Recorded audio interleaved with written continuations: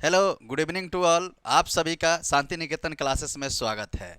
जैसे कि एसेंस हम लोग का ये लेक्चर चल रहा था करंट इलेक्ट्रिसिटी का, उस पे एक काफ़ी इंपॉर्टेंट लेक्चर जो होने वाला है जिसका नेम है एसेंस ओम्स लॉ। यानी कि इस लेक्चर्स में हम जो है पूरे ओम्स लॉ को डिस्कस कर देंगे और साथ में जो है ऊपर आपको हेडिंग में दिख रहा होगा इस ओम्स लॉ में वो सारे पॉइंट्स को डिस्कस कर देंगे। लाइक ओम्स लॉ, उसका स्लोप क्या होता है, ओहमिक नॉन ओहमिक सर्किट क्या होता है उसके बारे में भी डिस्कस करेंगे। Vector forms of Ohm's law यानी स्केलर फॉर्म्स तो देखेंगे ही देखेंगे और बाद में उसका वेक्टर फॉर्म्स भी आपको बता देंगे और साथ में इसका लिमिटेशंस भी। यानी कि ये ओम्स लॉ का एक कंप्लीट लेक्चर होने वाला है, तो इसीलिए इसमें सारी चीज़ों को डिस्कस कर दिया जाएगा। तो इसीलिए इस लेक्चर्स को एसेंस पूरे जो है लास्ट तक इसको देखें एसेंस, ताकि जो है ओम्स लॉ का जो भी एक बेसिक प्रिंसिपल है वो यहाँ पे आपका कवर हो जाएगा एसेंस। ठीक है, तो यहाँ पे देखिए एसेंस हम लोग स्टार्ट करते हैं कि हाँ, और एक और बात है सर कि आप सभी जो है चैनल्स को लाइक शेयर और सब्सक्राइब जरूर करें सर। ठीक है, अब देखिए इसमें सबसे पहले हमने स्टेटमेंट्स बता दिया है कि ओम्स लॉ का स्टेटमेंट्स क्या होता है। ठीक है, उससे पहले इसका एक डायग्राम छोटा सा बना देते हैं। एक डायग्राम से थोड़ा सा और क्लियर स्पष्ट हो जाएगा। एक हमने यहाँ पे जो है कोई जो है सर्किट ले लिया, इस सर्किट को हमने कनेक्ट कर दिया जो है बैटरी के इस एंड पे, यानी भी है, यानी कि यहाँ पे हो गया प्लस माइनस पोटेंशियल और यहाँ पे हो गया भी। करंट इस तरीके से फ्लो हो रहा है और this is resistance of the conductor. ये कोई कंडक्टर मटेरियल है जिसमें एक्सटर्नल एक रेसिस्टेंस है जिसको हमने मान लिया कैपिटल आर। भी यहाँ पे पोटेंशियल डिफरेंस है उस बैटरी का और आई करंट इसमें फ्लो हो रहा है। हम लोग को पता है सेंस करंट जो हमेशा फ्लो होता है वो हायर पोटेंशियल से लोअर पोटेंशियल की तरफ करंट्स का फ्लोमेंट होता है। करेक्ट है। अब देखिए सेंस इसमें सबसे पहले स्टेटमेंट्स देख लेते हैं कि ओम साहब का जो स्टेटमेंट्स था वो था कि the electric current following through a conductor is directly proportional to the potential across its end। यानी कि जो इलेक्ट्रिक करंट इस सर्किट में फ्लो हो रहा है, यानी कोई कंडक्टर मटेरियल में फ्लो हो रहा होगा, वो डायरेक्टली प्रोपोर्शनल हो जाएगा उसके पोटेंशियल डिफरेंस के। ठीक है, यानी कि किसके डायरेक्टली प्रोपोर्शनल हो गया सन, पोटेंशियल डिफरेंस के। अब बताती है सन उसके साथ में ये भी देख लीजिए कि जो फिजिकल कंडीशंस जो उस पर रहेगा, जैसे physical conditions like pressure, temperature, humidity, strain, ये सारे फिजिकल कंडीशंस को हम लोग कांस्टेंट लेके चलेंगे। This is the complete statements of Ohm's law. तो देखिए यहाँ पे हमने लिख दिया है physical conditions of conductors like temperature, pressure and humidity are kept constant. यानी कि यहाँ पे क्या रहेगा, ये कांस्टेंट रहेगा। तब उस कंडीशंस पे currents directly proportional to potential difference across the end of the conductor हो जाएगा, जो कि यहाँ पे हम लोग देख रहे हैं। ठीक है, अब देखिए यहाँ पे इन स्टेटमेंट्स के अकॉर्डिंग देखा गया कि इलेक्ट्रिक करंट जो है आई जो है वो directly proportional to potential difference हो रहा था। ठीक है, तो इसको हम ये भी लिख सकते हैं अकॉर्डिंग टू स्टेटमेंट्स तो ये है, तो इसको अगर ये भी लिख सकते हैं भी डायरेक्टली प्रोपोर्शनल टू आई। ठीक है, अब देखिए भी डायरेक्टली प्रोपोर्शनल टू आई है, इस प्रोपोर्शनैलिटी साइन को यदि अगर हम लोग हटाते हैं तो एक कांस्टेंट आता है जो आई इंटू आर। ठीक है, तो v is equal to I R. यहाँ पे r क्या हो गया है सन्स, प्रोपोर्शनैलिटी कांस्टेंट, और इस प्रोपोर्शनैलिटी कांस्टेंट का एक नेम है सन्स जिसका नेम है रेसिस्टेंस। यानी कि r यहाँ पे जो है ये हो गया आपका, देखिए r हो गया जो है ये रेसिस्टेंस है, रेसिस्टेंस है जिसका यूनिट होता है सन्स ओम। करेक्ट, और I जो है इलेक्ट्रिक करंट है जिसका यूनिट होता है एसेंस एम्पियर, जिसको AMP से या कैपिटल A से भी डिनोट करते हैं। और एक और इसमें क्या होगा, पोटेंशियल डिफरेंस भी है यहाँ पे एसेंस, पोटेंशियल डिफरेंस जिसका यूनिट होता है वोल्ट। करेक्ट, ठीक है, इस तरीके से। अब देखिए इसमें हम लोग को ये पता चल गया, यहाँ से अगर देखा जाए तो इस कंडीशन से v directly proportional to i और v equals to I R आ गया। इसको हम ये भी लिख सकते हैं सन्स v बाई आई जो है यहाँ पे r के बराबर है। तो उस v बाई आई r के बराबर है, तो इसी इक्वेशन के थ्रू जो है हम किसी कंडक्टर मटेरियल में उसका जो है स्लोप के बारे में हम लोग डिस्कस कर लेंगे कि उसका स्लोप क्या रहने वाला है कंडक्टर मटेरियल का। ठीक है, तो यहाँ पे हम लोग क्या देखेंगे सन्स, इसके स्लोप के बारे में। एक बार इसको पहले सन्स आप लोग नोट डाउन कर लीजिए। ठीक है, चलिए उसके बाद हम लोग देखते हैं सन्स स्लोप के बारे में। Slope,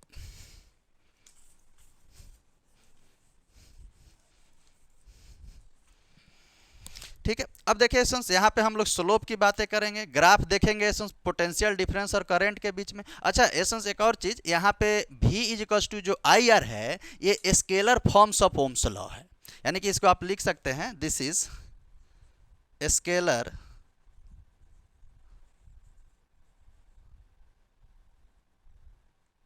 forms of Ohm's law,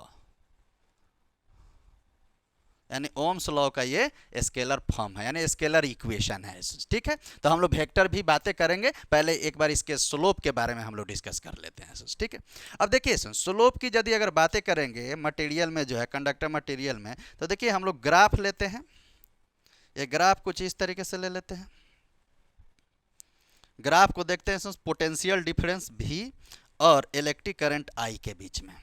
ठीक है, तो इस कंडीशन में देखा क्या जाता है, इसका जो ग्राफ जो होता है वो एक लीनियर ग्राफ होता है इस तरीके से, यानी कि R यहाँ पे क्या हो गया, कांस्टेंट हो गया। यानी ये उस तरीके का सर्किट है जिस पे रेजिस्टेंस कांस्टेंट है, यानी कि ये ओम्स। अब देखिए हमने क्या बताया कि इस कंडीशन में V बाई आर जो है, V बाई आई जो है, जो R है इसमें रेजिस्टेंस कांस्टेंट है, यानी कि ये लीनियर ग्राफ को शो कर रहा है। यानी कि हम बोल सकते हैं कि वैसा सर्किट जो ओम्स लॉ को फॉलो करे उसको हम लोग क्या बोल देंगे, ओहमिक सर्किट बोलेंगे। करेक्ट है, और उसमें ग्राफ आर का क्या होगा, आर कांस्टेंट होगा, लीनियर ग्राफ होगा। तो हम यहाँ पे साइड में उसको ये भी लिख सकते हैं। और एक चीज ध्यान रखना है, इस स्लोप में सबसे पहले अगर स्लोप यहाँ पे निकालेंगे तो हमेशा आई का जो है, आई के साथ में यहाँ पे हम लोग एंगल लेंगे, तो एंगल क्या होगा, थीटा। यानी स्लोप क्या होगा इस ग्राफ के लिए, थीटा एंगल। ठीक है, थीटा एंगल से उसका रिप्रेजेंट्स करेंगे। अब थीटा एंगल तो देखते हैं स्लोप जो होता है ये tan थीटा के बराबर होता है। करेक्ट है, तो स्लोप किसके बराबर हुआ, tan थीटा के बराबर। अब यदि जो है tan थीटा देखेंगे इस कंडीशन में vi के टर्म्स में, तो देखिए यहाँ पे अगर हम यहाँ डॉट डॉट करके एक लाइन खींच दे, या फिर ये तो ग्राफ आप समझ ही गए, एक साइड में जो है यहाँ पे बना देते हैं। देखिए अगर मान लीजिए यहाँ पे ये V है, ये I है, और ये हमारा जो है R है, तो अगर यहाँ से एक ये थीटा हो गया। ठीक है, यहाँ से एक और लाइन खींच देते हैं डॉट डॉट करके यहाँ पे, मतलब ये पूरा। ठीक है, तो यही ना ये जो लाइन हुआ, जो इतना जो डिस्टेंस है इसका इस ग्राफ में जो है, तो यहाँ से यहाँ तक I हो गया और यहाँ से यहाँ तक इसका ये V हो गया। अब देखिए इस ट्रायंगल में यदि अगर बातें करें, देखिएगा इस ट्रायंगल में, इस वाले ट्रायंगल में, इसमें tan थीटा निकालिए क्या होगा।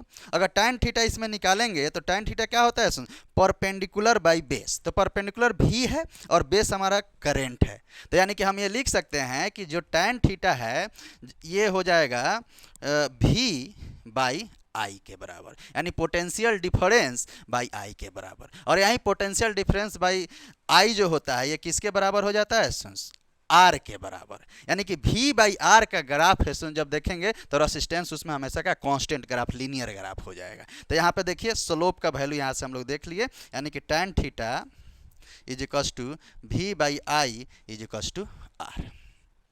ठीक है, करेक्ट है। अब इसमें यहाँ पे आप चाहें तो लिख सकते हैं इसी के साइड में, पहले एक बार इसको देख लीजिए यहाँ पे। आप जरूरी नहीं है इस करंट्स को जो है आप यहाँ पे भी मान सकते हैं और V को यहाँ पे भी मान सकते हैं, लेकिन हाँ बस इसमें ध्यान क्या रखना है, जो थीटा एंगल जो आप लीजिएगा वो हमेशा किसके साथ लीजिएगा, I के साथ लीजिएगा। इसके स्लोप में जब उसमें भी आप रखिएगा tan थीटा निकालिएगा तो उसमें भी आपका जो है tan थीटा का वैल्यू V बाई आई के ही बराबर आएगा। तो उस पर कोई इफेक्ट नहीं होने वाला है। ठीक है, तो एक बार इसको देखिए। अब इसमें जैसे ही हम ये हो जाता है कंप्लीट, तो यहाँ पे एक लाइन आप लिख सकते हैं, जैसे जैसे मान लीजिए कि अलग अलग ग्राफ आपसे दे देगा और उस ग्राफ में आपसे रेसिस्टेंस का वैल्यू भी पूछ लेगा कि किसका जो है रेसिस्टेंस ज़्यादा है। स्लोप को देखते हुए आपको उसमें रेसिस्टेंस भी बताना है।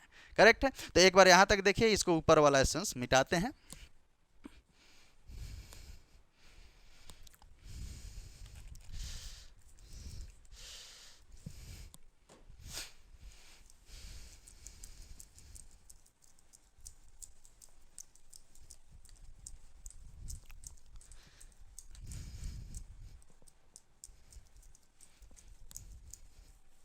ठीक है, अब एसेंस यहाँ पे देख लेते हैं कि इसका कुछ क्वेश्चन में इस तरीके से, पहले तो यहाँ पे आप लिख सकते हैं एसेंस कि the circuit which follow the circuit which follow ohms law, ठीक है, कॉल्ड ओहमिक सर्किट। ठीक है, वैसा सर्किट जो ओम्स लॉ को फॉलो करता है ओहमिक सर्किट कहलाता है। इसमें जो है रेसिस्टेंस आर जो होगा एसेंस, ये आर जो होगा वो क्या हो जाएगा एसेंस, ये कांस्टेंट होगा। कांस्टेंट यानी ब्रैकेट में हम लिख सकते हैं ये एक तरीके से लीनियर ग्राफ आपको दे रहा है उस कंडक्टर मटेरियल का। करेक्ट है, इस तरीके से हम लोग देख लिए, इस ग्राफ में हम लोग देख लिए। ऐसे क्वेश्चंस में इस तरीके से भी रहता है कि जैसे लेट सपोज कीजिए कि एक आपको ये ग्राफ दे देगा, अलग तरीके से बता देते हैं। ठीक है, ये भी और यहाँ पे ये आई। करेक्ट है, इस तरीके से दो रेसिस्टेंस अलग अलग इस तरीके से आपको क्वेश्चंस में मिलेगा। ठीक है, ये R1 है और ये R2 है। करेक्ट है, और हमेशा हमने क्या बताया है सुन, किसी भी ग्राफ में जब भी और आई का देखेंगे कहीं पे भी आप एक्स वाई कोऑर्डिनेट पे इसको चेंज भी कर सकते हैं, लेकिन थीटा हमेशा किसके साथ रहेगा सुन, करंट के साथ। तो R1 के लिए थीटा को हम मान लेते हैं सुन I1, थीटा 1 मान लेते हैं I के लिए। ठीक है, और इस कंडीशन में R2 पे जब I के साथ देखेंगे तो इसको हम लोग मान लेते हैं सेंस थीटा 2। ठीक है, इसको मान लिया थीटा 2। करेक्ट है, अब देखिए इस कंडीशन में देखिए कि अब इसमें क्वेश्चन पूछा कि बताइए which one is greater, resistance R2 और R1, क्वेश्चन ऐसे पूछता है। तो देखिए जिसमें थीटा बड़ा है तो उस कंडीशन में जैसे ही यहाँ पे वैल्यू हम लोग बढ़ा रहे हैं, इसका वैल्यू आगे की तरफ जैसे ही हम लोग देख रहे हैं, तो उस कंडीशन में थीटा का वैल्यू ज़्यादा जिसका होगा उसका रेसिस्टेंस का भी वैल्यू ज़्यादा हो जाएगा। यानी कि हम लोग क्या बोलेंगे कि थीटा 2 यहाँ पे देखिए वो ग्रेटर देन है थीटा 1 के। करेक्ट है, इस तरीके से हम लोग देख लिए वैल्यूएशन। तो अब जैसे ही वैल्यू बढ़ा तो उस कंडीशन में देखिए इसका वैल्यू बढ़ेगा, अब इसका वैल्यू बढ़ेगा तो उस कंडीशन में हमारा क्या हो जाएगा, उसका हम लोग देखेंगे कि रेसिस्टेंस का भी वैल्यू बढ़ेगा। यानी कि आप एकदम शॉर्ट तरीके से समझिए कि थीटा जिसका ज़्यादा है उसका रेसिस्टेंस भी ज़्यादा होगा, यानी R2 ग्रेटर देन R1 हो जाएगा। ये समझ लीजिए, this is the very very important concept. Correct है, एकदम एक ही लाइन में इसी तरीके से आपको समझ लेना है। करेक्ट है, अब देखिए इसमें एक चीज़ और समझना है कि जैसे मान लीजिए कि इसमें V और I का वैल्यू हमेशा सेम नहीं रहेगा। V प्रोपोर्शनल टू I का मतलब ये हो गया कि ये प्रोपोर्शनल में वैल्यू बढ़ेगा। प्रोपोर्शनल कहने का मतलब लेट सपोज कीजिए कि अगर V का वैल्यू यहाँ पे देख लीजिए, अगर लेट सपोज V का वैल्यू अगर मान लीजिए जैसे 4 वोल्ट है, I का वैल्यू मान लीजिए 2 एम्पियर है। ठीक है, अब एक प्रोपोर्शनल में बढ़ेगा। प्रोपोर्शनल कहने का मतलब देखिए ये 2 टाइम्स बढ़ा, अगर लेट सपोज ये 8 वोल्ट हुआ तो ये भी 4 एम्पियर हो जाएगा। अगर ये 3 टाइम्स बढ़ा 12 वोल्ट हुआ तो ये कितना हो जाएगा एसेंस 2 3 जा, क्योंकि 4 टाइम्स से बढ़ा हुआ है तो 2 3 जा कितना हो गया एसेंस 6 एम्पियर। यानी तभी तो हम लोग क्या देखे कि ये एक प्रोपोर्शनल में वैल्यू बढ़ता है, यानी तभी तो ये ग्राफ जैसे मान लीजिए कि अब इसका जब आप ग्राफ खींचिएगा तभी तो ये वैल्यू सेम होगा। यानी कि इस तरीके से ग्राफ देखिएगा तो ये लीनियर ग्राफ तभी तो टच करेगा कि जितना ये बढ़ा, ठीक है, उतना ये भी बढ़ा, जितना ए आगे बढ़ा उतना भी जो है करंट भी आगे बढ़ा, मतलब ये V और I का ग्राफ है। तो इसमें भी जो है प्रोपोर्शनल के हिसाब से जो है क्वेश्चंस में जो है आपका पोटेंशियल और करंट का वैल्यू बढ़ता है, तभी ग्राफ हमारा कैसा आता है, लीनियर ग्राफ आता है। This is the very very important concept. Correct है, तो इस तरीके से हम लोग देखें कि स्लोप कैसे बढ़ता है, स्लोप कैसे फॉर्मेशन, यानी कि यहाँ पे क्या वैल्यू उसका आ गया tan theta is equals to V by I. Ohmic circuit के बारे में भी देख लिए, यानी वैसा सर्किट जो ओम्स लॉ को फॉलो करता हो, ग्राफ लीनियर होता हो ऐसा, ठीक है। लेकिन वैसा सर्किट अब इसी तरीके से हम लोग नॉन ओहमिक के बारे में भी डिस्कस करेंगे। एक बार ऐसा इसको पूरा नोट डाउन कीजिए, फिर हम लोग देखते हैं नॉन ओहमिक सर्किट कैसे होता है। नॉन ओहमिक सर्किट का कुछ एग्जांपल्स के बारे में हम लोग डिस्कस कर लेंगे, ठीक है। और साथ में हम लोग को क्या डिस्कस करना है, एक और क्वेश्चंस देखिए यहाँ पे वेक्टर फॉर्म्स को भी डिस्कस करना है, उसके बाद लिमिटेशंस, ठीक है। तो इसको एक बार देखिए।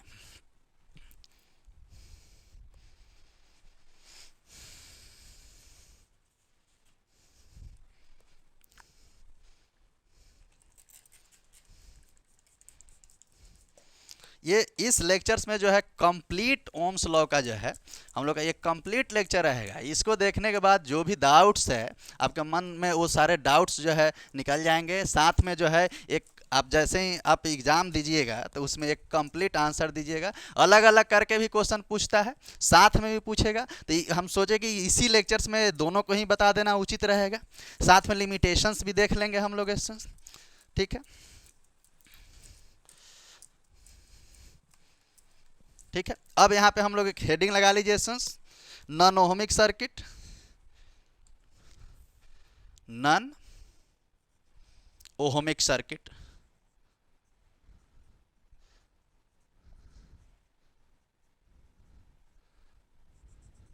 ठीक है, नॉन ओहमिक सर्किट। ये 2 बार हो गया, नॉन ओहमिक सर्किट करेक्ट है। अब देखिए नॉन ओहमिक सर्किट ऐसा सर्किट है जो जिसमें रेसिस्टेंस का जो वैल्यू जो होगा, इलेक्ट्रिकल रेसिस्टेंस जिसका यूनिट ओम होता है, वो उसका ग्राफ लीनियर नहीं होगा। यानी कि उसके ग्राफ जो अभी तक जो ओहमिक सर्किट में देखे जिसमें आर कांस्टेंट हो रहा था, यहाँ पे उसका ग्राफ कांस्टेंट नहीं होगा। यानी कि वैसा सर्किट जो ओम्स लॉ को फॉलो यानी नहीं करता हो, सिंपल सी बात है, क्योंकि रेसिस्टेंस वहाँ पे अगर चेंज हो रहा होगा, लीनियर नहीं ग्राफ शो करेगा, तब इसलिए वो ओम्स लॉ को फॉलो नहीं करेगा। द सर्किट विच, लिख लीजिए यहाँ पे डेफिनेशन है, the circuit which do not follow the Ohm's law, ठीक है, called non ohmic circuit,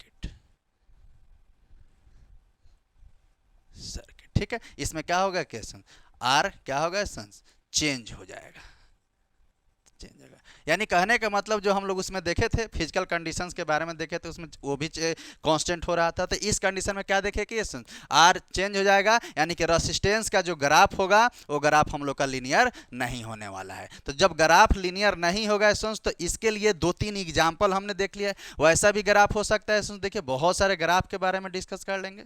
जैसे देखिए इस तरीके से भी ग्राफ होता है। जैसे मान लीजिए अभी तक जो है जो ऐसे ग्राफ जा रहा था, ठीक है। अब ये ग्राफ ऐसे नहीं जा करके भी, यहाँ पे भी और आई के बीच में ग्राफ देख रहे हैं, ऐसे नहीं जा करके ये ग्राफ यहाँ से क्या हुआ है, मान लीजिए ऐसे घूम गया, ठीक है। एनसीईआरटी में इस ग्राफ को भी डिस्कस किया गया है, ठीक है।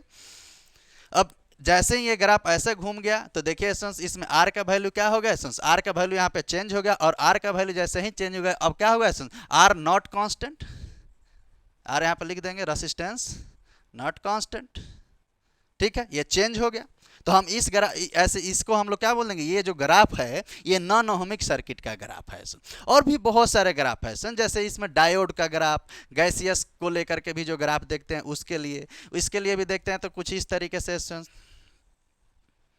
देखिए 2-3 ग्राफ से यहाँ पे डिस्कस कर देते हैं,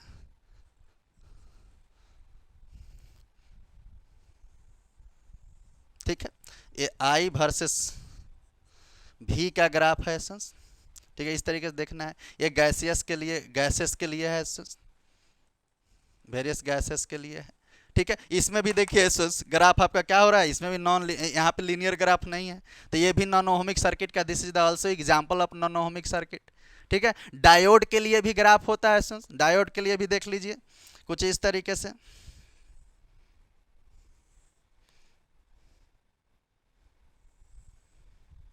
ठीक है। यहाँ पे ऐसे जा करके ये थोड़ा सा ऐसे ग्राफ हो जाता है। ये भी ग्राफ किसके बीच में है, इलेक्ट्रिक करंट और वोल्टेज के बीच में है, ध्यान रखना है इसको, ठीक है। तो देखिए यहाँ पे भी आप ग्राफ में देखिए दोनों कंडीशन, ये पहला, ये दूसरा और तीसरे वाले ग्राफ में भी आप यदि देखें तो तीनों कंडीशन में आपका ग्राफ क्या हुआ है सन, कि ये तीनों graph, this is the example of non ohmic circuit which is very very important. ये डायोड का ग्राफ है सन, ठीक है। इस ग्राफ का डिटेल डिस्कशन जो कभी कभी ग्राफ में आपको ऐसे ले जाकर सीधा ऐसे भी कर देता है, लेकिन थोड़ा सा आगे की तरफ भी ये ग्राफ बढ़ता है। इसका डिटेल डिस्कशन जो है जब हम लोग वहाँ देखेंगे, डायोड के बारे में पढ़ेंगे, एक चैप्टर है सेमी कंडक्टर, तो उसमें इसका डिटेल डिस्कशन हम लोग देख लेंगे। अभी आप देख लीजिए सर्किट के बारे में बता दिए, नॉन ओहमिक सर्किट, उसका जो है एक दो लाइन उसके बारे में लिख लिए और उसका ये तीनों ग्राफ देख लीजिए। ये ग्राफ जो है खासकर एग्जाम में आपको बनाने में काफ़ी, मतलब ये ग्राफ आप बना दीजिएगा तो काफ़ी आपका इंपॉर्टेंट लगेगा। और यहाँ पे कभी कभी ग्राफ पहचानने के लिए भी दे देता है, ठीक है। ये नीट में भी इस तरीके से क्वेश्चन इससे पूछा हुआ है, करेक्ट है कि वो किसका ग्राफ है, जैसे डायोड का, गैसियस का, ये सब नॉन ओहमिक का एग्जांपल है, ठीक है। तो इसको एक बार नोट डाउन कर लीजिए। फिर हम लोग देखते हैं कि ये अभी तो हम लोग देख लिए ये अभी इसमें बचा क्या है, स्लोप देखे, ओहमिक नॉन ओहमिक के बारे में डिस्कस किए। अब vector forms of Ohm's law देख लेते हैं, ठीक है। तो एक बार इसको नोट डाउन कीजिए, फिर हम लोग देखते हैं vector forms of Ohm's law.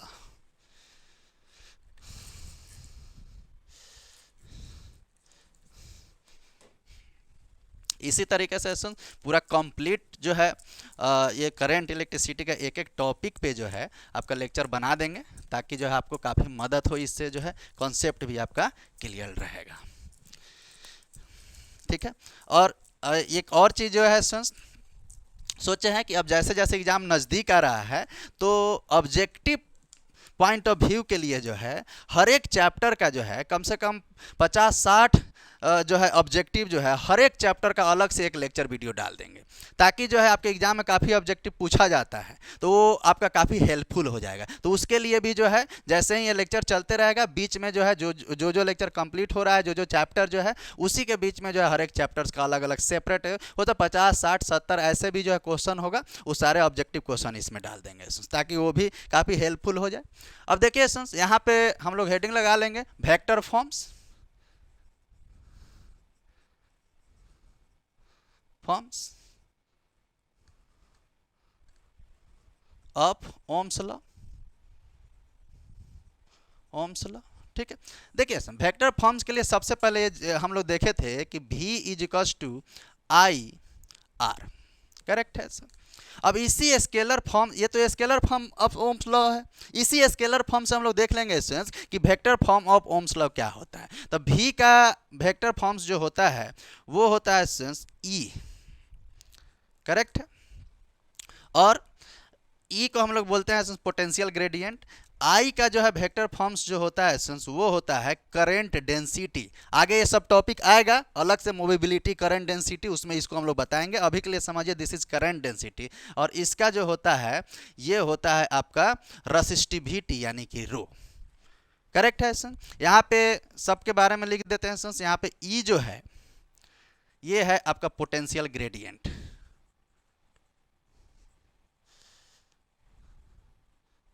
ठीक है।